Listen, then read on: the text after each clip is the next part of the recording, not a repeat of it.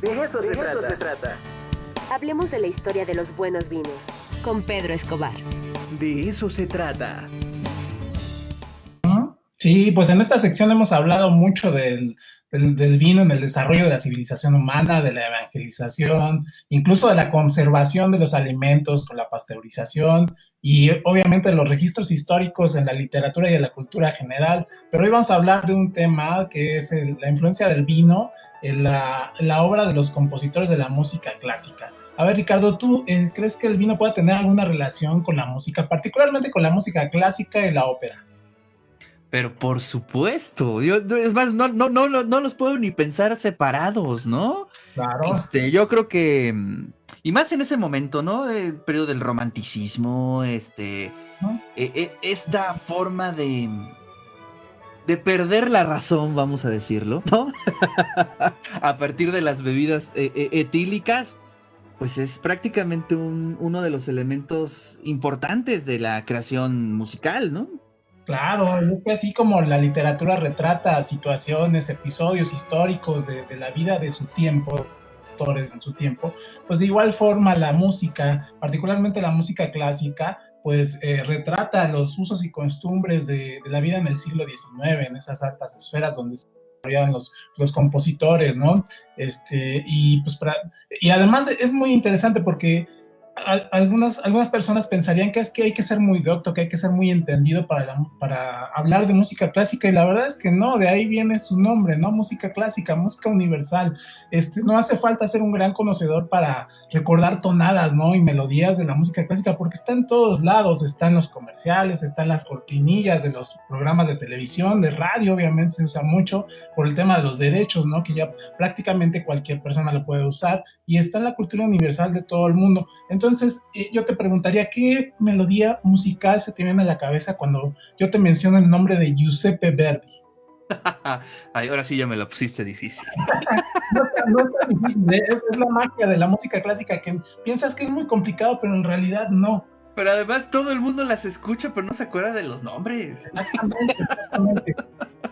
Sí. Si yo te pongo, si tú vas ahorita a Spotify y buscas a Giuseppe Verdi, te van a aparecer luego La Traviata, Nabucco, Rigoletto, la Marcha Triunfal de Aida, y basta que le pongas un play y vas a escuchar pam, pam, pararam, pam, pam, y dices, pues claro, sí, lo he escuchado miles de veces, ¿no? Lo que resulta sorprendente y tiene que ver con esta sección es que muchas de esas obras, las obras más conocidas del gran compositor italiano Giuseppe Verdi, tiene que ver con el vino. Curiosamente, esta obra que te menciono, de La Traviata, está dedicada al vino. Se trata de un fragmento titulado Liviamo Neliti Calici. Perdón por el italiano, por la verdad no lo domino. Quiere decir, nos liberamos en los vasos felices, que se interpretan en el primer acto de La Traviata. En esa pieza, los personajes de Violeta y Alfredo brindan con los invitados en una gran reunión, celebrando los placeres de la bebida. A este particular movimiento y esta situación que plantean las óperas, particularmente de Giuseppe Verdi, pero de otros autores, se les llama brindisi. Y es que retratan situaciones en las que se reúnen la mayoría del elenco y comienzan a brindar, ¿no? Por una situación que más tarde se va a desarrollar a lo largo de la ópera. Pero si fuéramos a la letra de esta parte de La Traviata, pues, y hiciéramos la traducción del italiano antiguo, del siglo XIX, encontraríamos cosas como estas, que sería: bebamos alegremente de este vaso resplandeciente de belleza y que la hora efímera se embriague de deleite. Bebamos porque el vino avivará los besos del amor. Este tipo de cosas eran las letras que incluía Giuseppe Verdi en sus arias. Maravilloso, ¿no? No, pues oye, qué chulada. Además, lo que platicábamos al principio, ¿no? Pues ahí está, creo que el espíritu del romanticismo totalmente, ¿no? Así es, y el vínculo que también tiene con la literatura, porque esta obra de La Traviata, la más conocida de Verdi, es una adaptación de La Dama de las Camelias de Alejandro Dumas. Ah, mira. Obviamente todo el mundo conoce esa historia que pues se ha retratado una y otra vez en la historia de la cultura general, esta historia del joven soñador, bien acomodado, que quiere sacar de la vida galante a la mujer, pero ella no se deja, ¿no? Porque ella conoce a los placeres de la vida. Entonces de eso va La Traviata, y pues obviamente está relacionada toda esta vida con los grandes placeres que son el vino, ¿no? Particularmente el espumoso que se menciona en esta obra. Órale, pues bastante interesante. ¿Qué tipo de vino se bebía este muchacho? Pues mira, primero te pongo en contexto. ¿Quién era Venga. Giuseppe Verdi y cómo creció? Giuseppe Verdi nació el 11 de octubre de 1813 en la parte alta de una casona en el centro de un pueblito que se llamaba Buceto, en la parte del norte de Italia, muy cerca de la ciudad de Parma, ¿no? Obviamente muy relacionada con la gastronomía, con los buenos vinos, el queso parmesano viene de ahí, no por nada, los grandes jamones. Entonces, en la parte de abajo, sus padres atendían una pequeña taberna, un lugar donde llegaban los viajeros de ocasión y llegaban a comer los quesos, los jamones que se producían deliciosos en esa región y los vinos, particularmente la gran variedad de los vinos italianos que se producían en los viñedos locales, que uno de los más ocurridos era el Malvasía y otro que se llama el Guturnio, que es un vino espumoso, es un vino que es dulce con una alta concentración de azúcar y que se consume en esos lares sirviéndose no en una copa o en un vaso, sino en un platón de porcelana blanca con la finalidad de ver las tonalidades tan intensas, rubí, carmesí de este vino y que pues es un antecedente de vinos muy populares aquí en México y que particularmente son muy importantes para nosotros porque es prácticamente la puerta de entrada al mundo del vino. Aquí en México los conocemos como lambruscos. Obviamente todos los que escuchen los va a conocer y va a tener a la mente una marca como esta, que erróneamente se conoce como lambrusco, pero en realidad el lambrusco es una variedad de uva italiana con la que se elabora este vino. El tipo de vino es espumoso tinto y se le conoce como Emilia Romana por la provincia del norte de Italia donde son producidos estos vinos. Entonces, estos eran los vinos con los que convivía el buen Giuseppe Verdi y fueron los vinos que conoció en su niñez y después, obviamente, con el paso de los años fue evolucionando hacia vinos más sofisticados que conoció también a lo largo de sus viajes por Europa presentando sus grandes óperas. Órale, oye, entonces, digamos que ese vino espumoso es propio de ese lugar o se le identifica nada más ahí.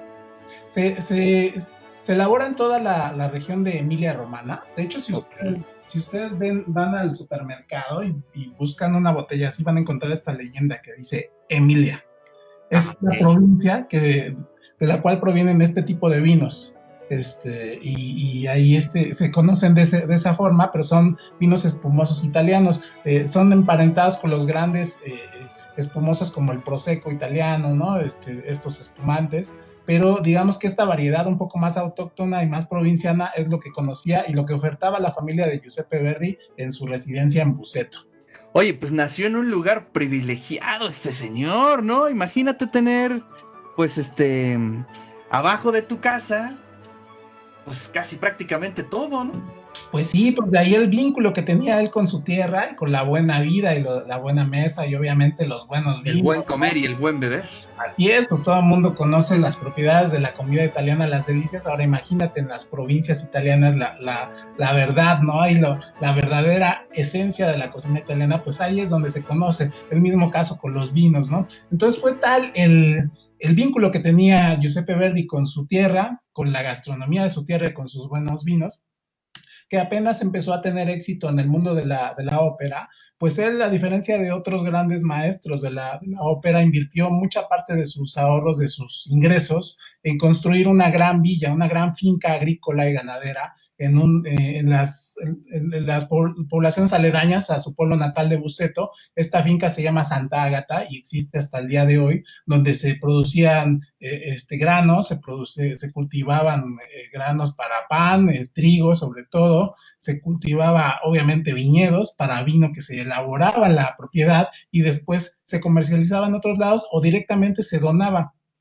Se dice que Giuseppe Verdi donaba mucha de su producción de vinos, como es un alimento de uso común, no una bebida recreativa allá en Italia y en Europa, en la Europa del siglo XIX, pues él la donaba a hospitales incluso, ¿no? Los comensales para el personal médico, para los conservatorios, y pues bueno, un hombre muy cuidadoso de su dinero, de la forma en la que lo gastaba, pero también muy generoso en apoyar a la gente de su pueblo, ¿no? Oye, Fíjate, haciendo un paréntesis ahí, Pedro, en los casos que hemos visto, de Ujú. estos personajes que pues son amantes del vino y que en un momento producen, eh, he visto como este perfil que son muy cuidadosos en su administración, en su vida. Interesante, ¿no? Digo, pues puede ser una tontería, pero es una coincidencia que hemos estado exponiendo aquí, ¿no?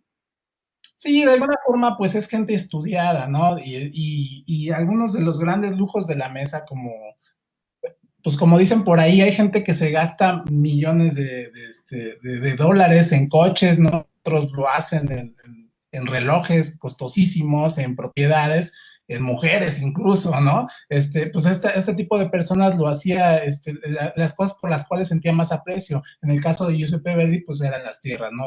El vínculo con la tierra, y también por la alta gastronomía, porque hay que decir que era un gran gastrónomo que tenía frecuentemente en las propiedades, porque esta no fue la única propiedad que tuvo, también tuvo una residencia en Milán, en la ciudad donde desarrolló la mayoría de sus trabajos. En la ciudad de París también se hacía acompañar de un chef y un enólogo que le proporcionaban los alimentos, porque era muy exquisito, se volvió muy exquisito con la comida, entonces era un gran gourmand, como le dicen por ahí, un amante de la alta cocina, y él supervisaba específicamente las cosas que se le servían en la mesa. ¡Wow! ¡Qué lujo! ¿No? Y Tremendo. Oye, exactamente. pues interesante, interesante esta biografía y además, bueno, pues entender esta relación con el vino. Pedro, pues te agradezco muchísimo tu tiempo. Pues queda al ratito entonces un Lambrusco, ¿no? Y escuchar a Verdi, ¿no? Así es, escuchando a Verdi con todo el soundtrack de La Traviata, por ahí Don Giovanni de Mozart, en fin, hay mucha materia prima de la cual echar mano. Para que Maravilloso. Te mando un fuerte abrazo. Hasta luego, nos escuchamos el próximo viernes. De eso se trata. Hablemos de la historia de los buenos vinos. Con Pedro Escobar. De eso se trata.